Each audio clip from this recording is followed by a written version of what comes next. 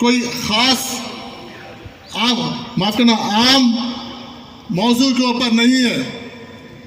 आज़ाद हिंदुस्तान की तारीख में जो 2025 के जो अमेंडमेंट बिल के नाम पे जो लाया गया है, आज़ाद हिंदुस्तान की तारीख में सबसे पहला और सबसे बड़ा हमला है। इससे बड़ा हमला शरीयत पे कभी नहीं हुआ।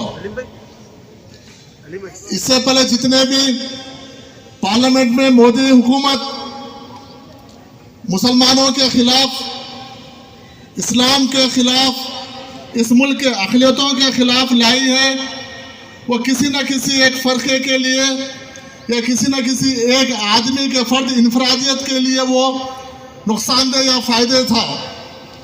लेकिन 2025 का जो अमेंडमेंट बिल है, पूरे शरीयत के ऊपर ये अटैक है, ये मजमूई अटैक है। ये तारीख में पहला, पिछले 11 साल की जो इंडिया की हुकूमत है, जो मोदी के सदारत में चल रही है, इससे बड़ा हमला कभी नहीं हुआ। आज इस खास तौर पर हमारे नौजवानों को और बहुत से लोगों को ये जानने की जरूरत है कि वह वक्फ अमेंडमेंट बिल से हमको क्या मतलब है, वक्फ से हमारे को क्या फायदा हुआ है, वक्फ से हमारे को क्या नुकसान हुआ है। जो लोग आज हमारे बात करते हैं, उनको ये चीज़ समझने की ज़रूरत है। इस अमेंडमेंट के ज़रिए हमारे मसाजिदें, हमारे दरगाह, हमारे खबरस्तान, हमारे ईदगाह, हमारे खानकाह सब खत्म हो जाएंगे, 80% खत्म हो जाएंगे। ये आपको जानने की ज़रूरत है।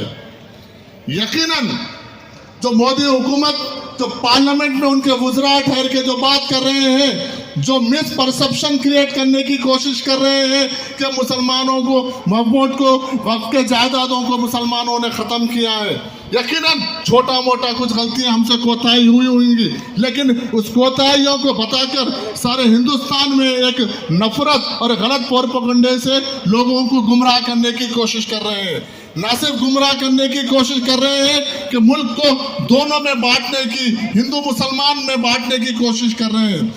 देखिए, हिंदुस्तान तारीख, आज़ाद हिंदुस्तान की तारीख में जो भी एक्ट, जब दस्तूर बनने के बाद वक्त के हिसाब से जब भी तरमीमात हुए हैं, 2 वक्त पे तरमीमात होते हैं। या तो वक्त का तकाजा होना चाहिए, या उस कॉज को, उस जिसके लिए वो एक्ट बनाया गया, वो कमज़ोर कहीं पर अगर दिख रहा है तो उसको मजबूत करने के लिए एक्ट बनाया जाता है, उसमें तरमीमात किए जाते हैं। लेकिन मोदी हुकूमत गैर ज़रूरी तौर पर ना तो किसी का स्टेक होल्डर्स, जो वक्फ के स्टेक होल्डर्स हम हैं, हम मुसलमान हैं, ना तो हमारा मुतालबा था, ना आज कहीं पर उस चीज़ की ज़रूरत थी।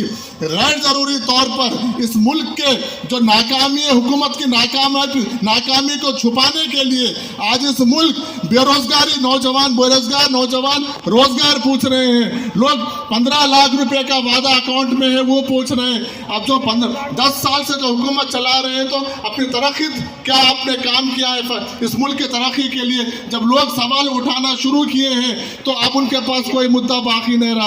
आर्टिकल 370 खत्म हो गया, हिजाब का खत्म हो गया, ट्रिपल तलाक का खत्म हो गया, बाबरी मस्जिद का खत्म हो गया। नए तौर पर इस मुल्क को एक आपस में बांटकर अपने सियासी रोटियां सेकने के वास्ते वक्फ अमेंडमेंट बिल लाया गया। अरे